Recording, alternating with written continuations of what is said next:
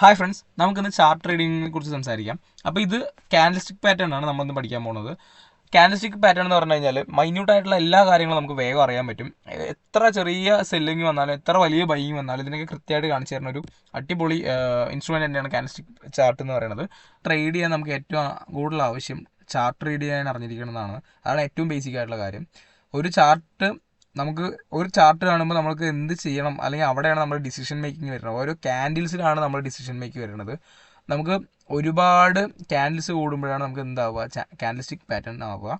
അപ്പോൾ ക്യാൻഡിലാണ് നമ്മുടെ ബേസിക് ആയിട്ടുള്ള എന്താ പറയുക ഒരു പാരാമീറ്റർ എന്ന് പറയുന്നത്. അപ്പോൾ നമുക്ക് എന്താണ് ക്യാൻഡിൽസ്റ്റിക് പാറ്റേണും എങ്ങനെയാണ് ഇത് വർക്ക് ചെയ്യണം എന്നൊക്കെ നോക്കാം. ഞാനിവിടെ മാർക്ക് ചെയ്ത് കണ്ട 100, 95, 105, 110 എന്ന രീതിയിൽ.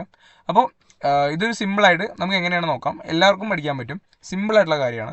അപ്പോൾ ഇതിപ്പോൾ ഒരു ബുള്ളിഷ് ക്യാൻഡിൽ, അതായത് ഒരു അപ് ട്രെൻഡിനുള്ള ക്യാൻഡിലാണ് വിചാരിക്കാം, ഒരു ബയ്യേഴ്സ് ക്യാൻഡിലാണ് വിചാരിക്കാം കേട്ടോ. ഇതൊരു ബയ്യേഴ്സ് ക്യാൻഡിലാണ്. ഇത് നെഗറ്റീവ് അല്ല, അതായത് ബിയറിഷ് അല്ല, ഒരു അപ് ട്രെൻഡ്, അതായത് ബുള്ളിഷ് ക്യാൻഡിലാണ്.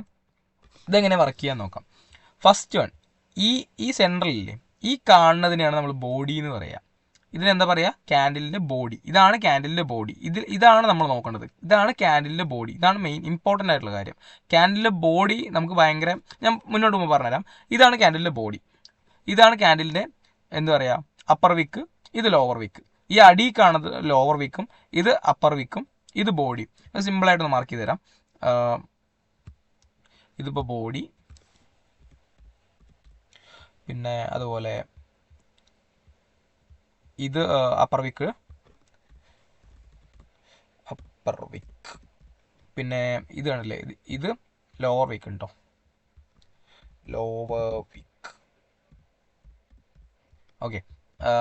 അപ്പോൾ നമ്മളിത് നോക്കാൻ പോണത് എങ്ങനെയാണ് ഇത് ആക്ച്വലി വർക്ക് ചെയ്യണമെന്നാണ്. ഈ സ്റ്റോക്ക് ക്രിയേറ്റ് ചെയ്തിരിക്കുന്നതാണ് ഇതിൻ്റെ ലോവർ സൈഡ്. ഇതാണ് ഇതിൻ്റെ ഏറ്റവും ലോവർ സൈഡ്. അതുകൊണ്ടാണ് ഇതിൻ്റെ ലോവർ വിക്ക് എന്ന് പറയുന്നത്.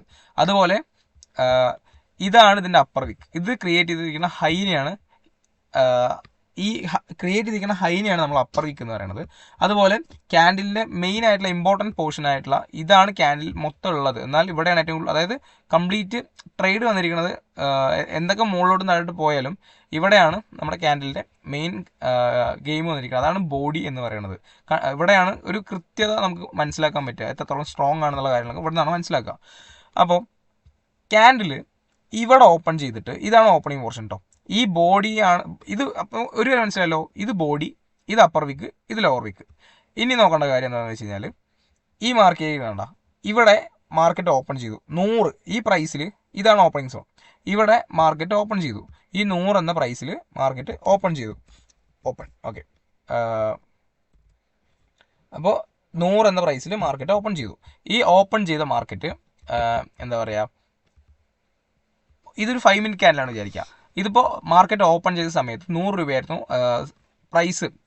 അതിനുശേഷം ക്യാൻഡിൽ ഒന്ന് താഴോട്ട് വന്നു, 95 രൂപയിലെത്തി. ആ 95 രൂപ, അതായത് എത്രത്തോളം ക്യാൻഡിൽ താഴെ പോയോ അതിനാണ് അവിടെ ഉദ്ദേശിക്കുന്നത്, ലോവർ സൈഡ്, ഏറ്റവും കൂടുതൽ പോയ ആ ലോവർ സൈഡ്. അപ്പോൾ നമ്മൾ അതിന് എന്താ പറയുക, അതിന് ക്യാൻഡിലിൻ്റെ ലോ എന്ന് പറയും. ഇനി ക്യാൻഡിൽ ഏറ്റവും ടോപ്പിക്ക് പോവുക. ഇത് ഫസ്റ്റ് വൺ, ഇത് സെക്കൻഡ് വൺ, ഇത് തേർഡ് വൺ, ഇത് ഫോർത്ത് വൺ. ഒന്നും കൂടി, ഇത് ഫസ്റ്റ് വൺ, ഇത് സെക്കൻഡ് വൺ, ഇത് തേർഡ് വൺ, ഇത് തേർഡ് വൺ, ഇത് ഫോർത്ത് വൺ. ഇതാണ് നമ്മുടെ ഹൈ ആയിട്ട് വരുന്നത്. ഈ 110 ഹൈ. സ്റ്റോക്ക് 5 മിനിറ്റിൽ ക്രിയേറ്റ് ചെയ്തത്. ഇതാണ് ഹൈ പ്രൈസ് വരുന്നത്. അതുപോലെ ഇതാണ് ക്യാൻഡിലിൻ്റെ ക്ലോസിംഗ് എന്ന് പറയുന്നത്. ക്ലോസ് ഈ കണ്ടില്ലേ, ഈ ഒരു ബ്ലൂ സോണാണ് നമുക്ക് ക്ലോസിംഗ് ആയിട്ട് വരുന്നത്. Okay, ready.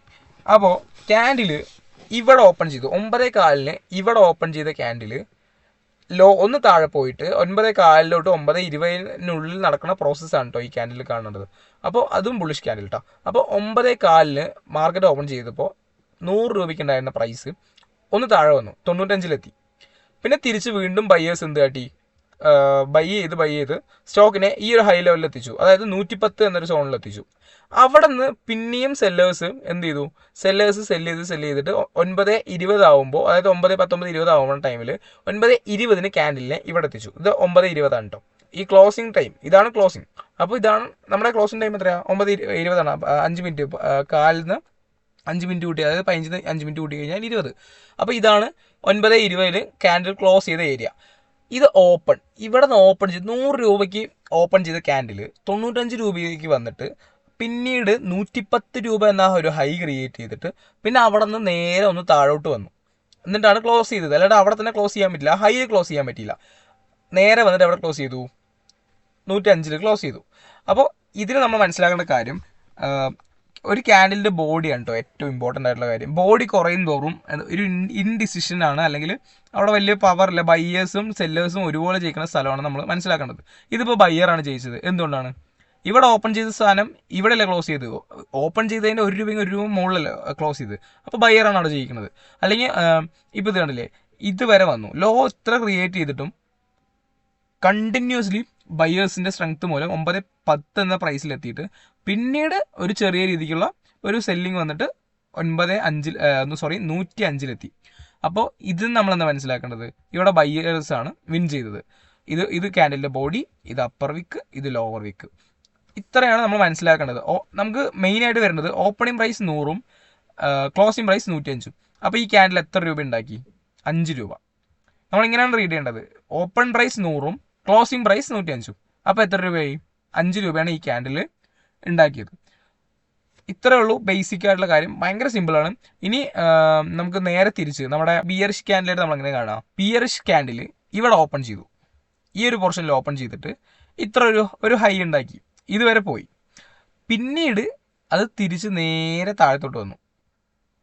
ഈ ബിയറിഷ് ക്യാൻഡിൽ ഒരു ഹൈ ഉണ്ടാക്കിയ ശേഷം പിന്നെ, അതായത് ഇതിപ്പോൾ ഒരു 9:15 ക്യാൻഡിലാണ് വയ്ക്കുക. 9:15 മാർക്കറ്റ് ഇവിടെ ഓപ്പൺ ചെയ്ത ശേഷം ആ ഒരു 5 മിനിറ്റിനുള്ളിൽ ഒരു ഹൈ ക്രിയേറ്റ് ചെയ്തു. അത് 110. ഓക്കെ, അത് കഴിഞ്ഞിട്ട് ക്യാൻഡിൽ എവിടം വരെ പോയി? 95 വരെ പോയി. ഓക്കെ, 95 വരെ പോയ ക്യാൻഡിൽ പിന്നീട് കറക്റ്റ് 9:20 100 രൂപയിൽ വന്ന് ക്ലോസ് ചെയ്തു. അപ്പോൾ ഇവിടെ എന്താ മനസ്സിലാക്കേണ്ടത്? ഇവിടെ ഓപ്പൺ ചെയ്ത ബിയറിഷ് ക്യാൻഡിൽ ഒരു ഹൈ ക്രിയേറ്റ് ചെയ്തത് 110 എന്ന ലെവലിൽ എത്തിയിട്ട് പിന്നെ തിരിച്ച് പിന്നീട് അത് ഇവിടം വരെ വന്നു 95 വരെ ഒരു ലോ ക്രിയേറ്റ് ചെയ്തിട്ട് പിന്നെ ബയ്യേഴ്സ് ഇവിടെ നിന്ന് പിടിച്ച് കയറ്റി.